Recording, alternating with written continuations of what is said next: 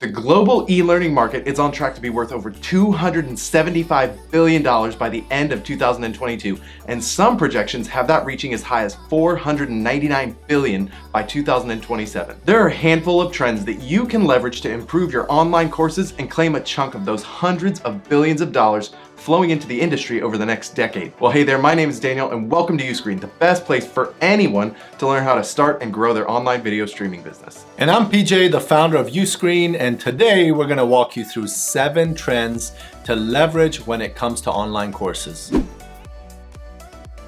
People want to learn in a way that suits them best. For more and more people, that means being able to do so on the go from their favorite mobile device. Just as an example, YouTube alone makes up almost 40% of all mobile internet traffic. That's because people want to learn and be entertained on the go, and for good reason, because learning on the go positively impacts learner motivation and engagement levels. Mobile learning offers a number of benefits, including convenience, time saving, and a lack of distractions. While you can certainly optimize your content for mobile consumption, one of the best ways to do that is by having your own apps for your online course content. So the takeaway here is that your content needs to be easy to view on mobile devices, so you should probably check out a platform like Uscreen.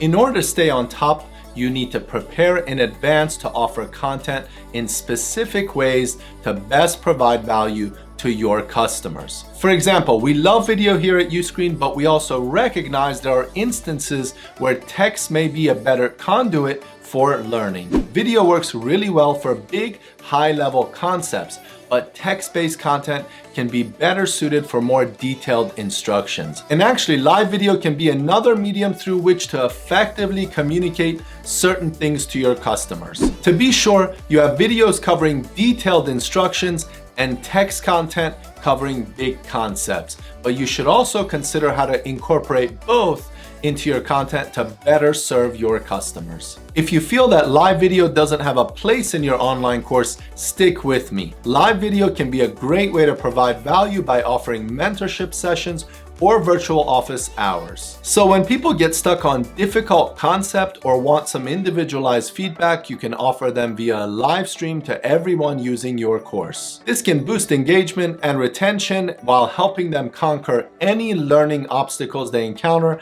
and there's a good chance there are multiple people having the same issue, so you're covering a number of things at once. The takeaway here is use a mind mapping tool to help you figure out what topics you should be on video, what you should be communicating via text, and whether or not you'll offer live video sessions as a part of your course.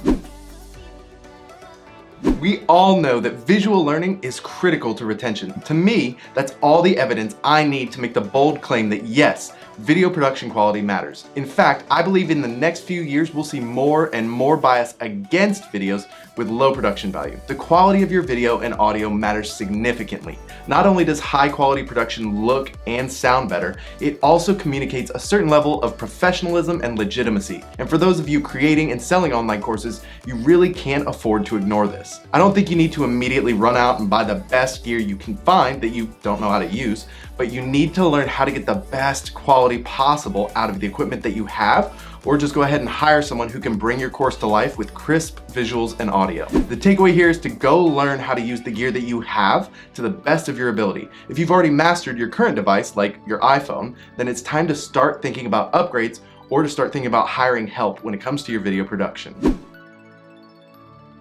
I've said it once and I'll say it 1,000 times. There are riches in the niches, especially when it comes to content online. For example, let's say you're a gardener and you usually host in-person classes in your local area. In this case, you have to teach a general view of gardening because the attendees in your class might be coming from a wide variety of backgrounds. One person wants to grow herbs in their apartment balcony, another one wants to build a raised bed in their suburban backyard, and the other is interested in just keeping their indoor plants alive. So while you can teach a general approach in person, that might help all these people in the same class.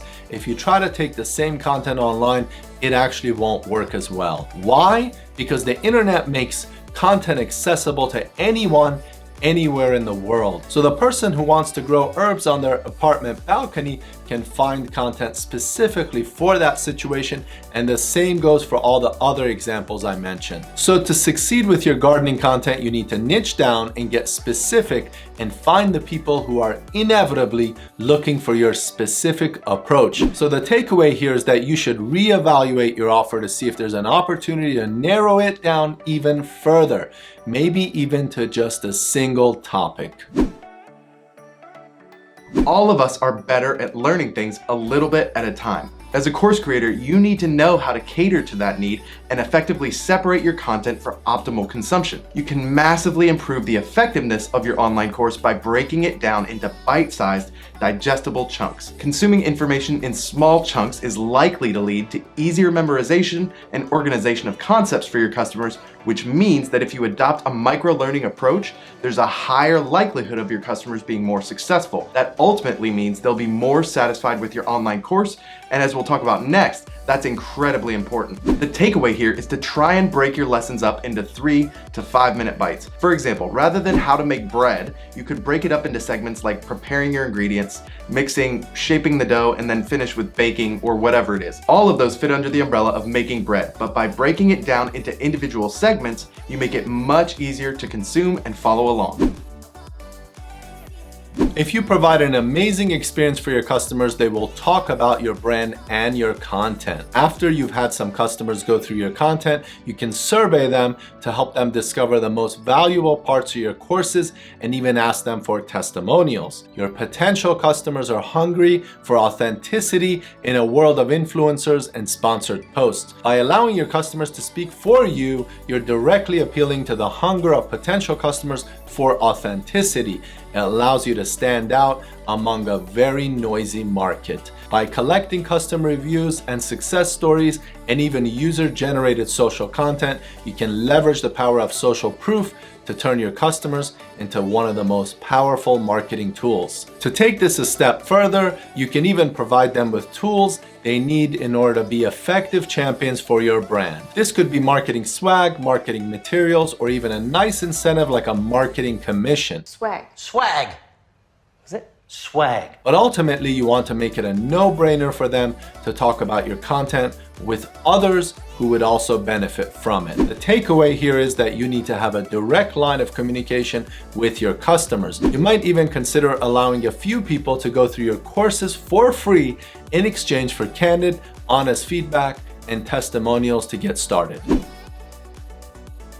You need to create an experience that gets people talking. Gets the people going. Your customers want a seamless, painless experience. The more friction they experience, the less likely they are to finish your course and tell people about it. Your goal is therefore to reduce that friction and make the experience incredible from start to finish. You can start creating this by clearly communicating expectations up front, ensuring you have cohesive branding throughout the process, making your content easy to navigate and consume, and being responsive throughout. One really powerful way to take this up a notch is by cultivating a community for your content. People might come for your content, but they're gonna stay and become raving fans because of the community. People are so hungry for human connection, and by fostering that around your content in a time where people are starved for those interactions, you're providing a massive service and value to them on top of the value within your content. The takeaway here is to make sure you're using a platform that offers community building features like live chat, comments, and more to help you cultivate an engaged community. If you'd like to see more great videos like this one, then be sure to hit those like and subscribe buttons below.